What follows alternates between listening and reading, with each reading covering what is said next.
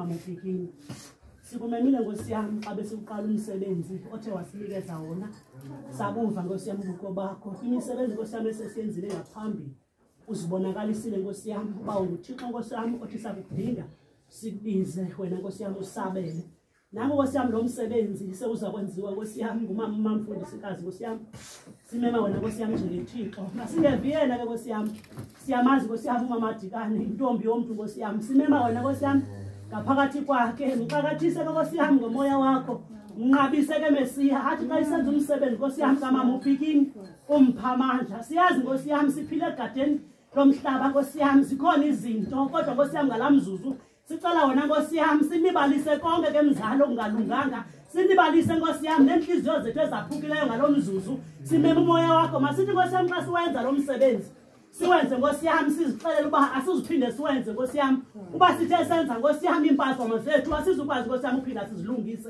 yiloo nto Nkosi yami sithi xa sithandaza namhlanje simeme wena utshilo Nkosi yami elizwini lakhe namandla wathi xa sithe Nkosi yami asakumema sawufumana Nkosi yami sibulaleke simeme wena Nkosi yami nakumzali Nkosi yami ezawuqala umsebenzi womuntu omdala mpha amandla Nkosi yami mongezele Nkosi yami kumandla nawo sewutshilo Nkosi yami elizwini lakhe namandla wathi Nkosi yami wena usondele Nkosi yami kwenhliziyo zaphuphileyo utshilo Nkosi yami ezungaka amandla wathi thina Nkosi yami basithe sacela egameni lakho wena asonzela sicela Nkosi yami kuba sikuthembile uba unguThixo ovayo unguThixo Nkosi yami ongasiyekeliyo Nkosi yami nangomzuzu kodwa simema wena Nkosi yami nakule nkonzo yabamama Nkosi yami seyizawuqala lungisa ingaphakathi lethu ke mzali lungisa inhliziyo zethu Nkosi yami khona ukuze xa siwenza lo msebenzi siwenze Nkosi yami sisiva umoya wakho makube khona inkonzo Nkosi yami ngaphakathi kwethu inkonzo yasengqondweni yehlela kasanzi Nkosi yami nasekuseni nje Nkosi yami sesikhona kule nkonzo masisetyenziswe nguwe Nkosi yami ngendlela wena othanda ngayo masingazenzeli Nkosi yami ngokuba sikhe sazenzela Nkosi yami asizukwenza kakuhle masimeme wena Nkosi yami siva ubukho bakho Kwangosebenza ndikucela ndikuthembile ndiyazi bosenzela ngenxa kaYesu Kristu Nkosi yethu amen Akuwe nizokhala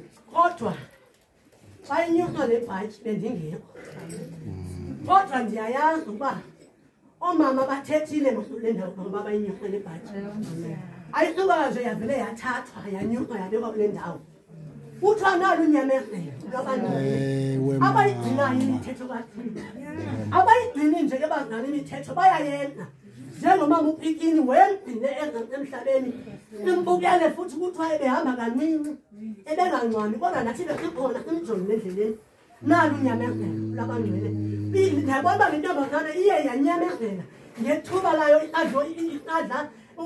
isadla ubomi emhlabeni nalo unyamezelo lwabangcwele abayigcinayo imithetho kaThixo andizuyicalula ke bazali ndiqinisekile umama ebeyixhoma lebhatyi uyiqale emncwadini wayoyiqhina engubeni yangaphezulu nalo unyamezelo lwabangcwele ndithanda into enye ke ngoba nditshilo ndathi ayikho into eyenziwayo engenziwa idlule kule ncwadi uzawufumana ke isifundo sethu phaa kwincwadi kaYeremiya 10 ivesi 17 andiboni kodwa ifundela ngolu hlobo ithi hlanganisa impahla yakho umke nayo kweli lizwe usho ilizwi lethina usho incwadi yeBhayibhile lithi hlanganisa impahla yakho umke nayo kweli lizwe endibonayo ke uba eli lizwe ayilolizwe mhlawumbi eliye lamlungela umamuPikini ngoba kaloku thina besinambunga njengomama wethu osanda kusijoyina siqonda uba apha elizweni sizawuhamba naye kodwa ngengoba kuthiwa ilizwe eli lingqingile linezinto zalo ilizwe eli ngoku sivile ilizwi emveni kokuba ilizwe liye alamhambela ngendlela thina ebesinqwela uba limhambele ngayo hlanganisa impahla yakho umke nayo kulo umke nayo kweli ndingayothula ke bomama nani bootata nebhatyi ndinika amehlo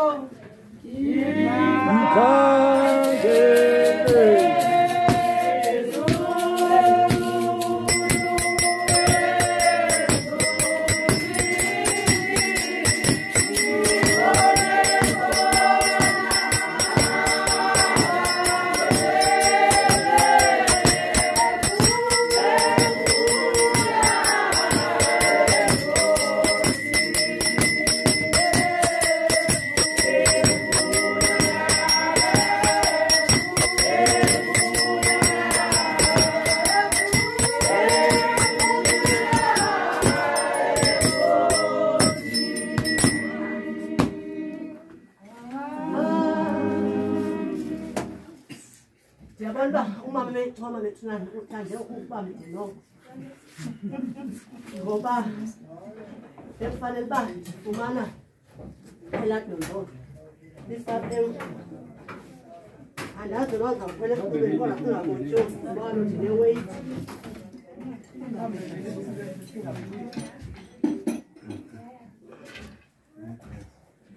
Ndiyayothula ke le bhatshi mamuPikini. Egameni lenkonzo yase-104.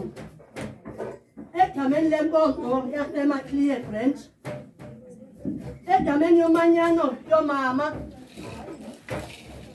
Egameni le-National Convention yomama. Ndiyayothula le bhatshi. Ndigunyaziswa ngabo ukuba ndiyothule. umamuPikini wenzile umsebenzi wakhe ebewuthunyiwe emhlabeni noba ungakanani thina singawujola siwudele kodwa yena ekhaya ezulwini awudelekanga nakancinane. Ndiyayothula ke le bhatyi ngokugunyaziswa zizo zonke ezizigqiba endizithakanyile egameni lenkosi yethu enguYesu Kristu inkosi yethu. Amen. Bakazulu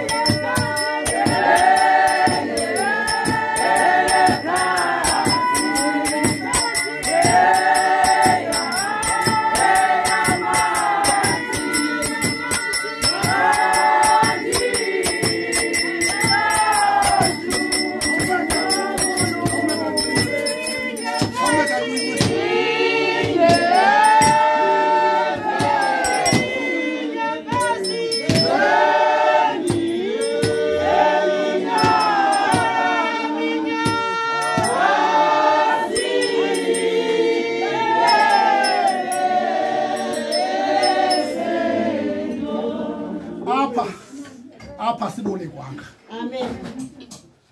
Apha sibone kwanga. Ndiyabona xa ndithe ndithi lena inkonzo ndiyayithengisa. Ndiyayithengisa kodwa iprice yayo nayongo. Yona ingubo sithetha ngayo. Phaya kwincwadi zikaDanyeli bantakwethu. Kumazwi athi nalo unyamezelo. Labangcwele abayigcinayo imithetho kaThixo. Phaya kwincwadi zikaDanyeli. Kuvela efestireni umbhalo obhalwa ngumuntu ungaziwa ngabantu. Andizuxela ubuthini la. Kubantu abafumene ingubo ngendlela efudukileyo njengomathizi. Awuvela lo mbhalo ubhaliwe phayana wathi mawufundwe lo mbhalo. Sikhangela indoda ezawuthi ilese lo mbhalo. Kodwa indoda ethe yawulesa lo mbhalo izawunxitywa ingubo emfusa. Ifaka umqokelelwane wegolide emqaleni ngumatshezi lowo. Masihambeni. wayethe wabonakala thina sofana naye. Wayethe wabonakala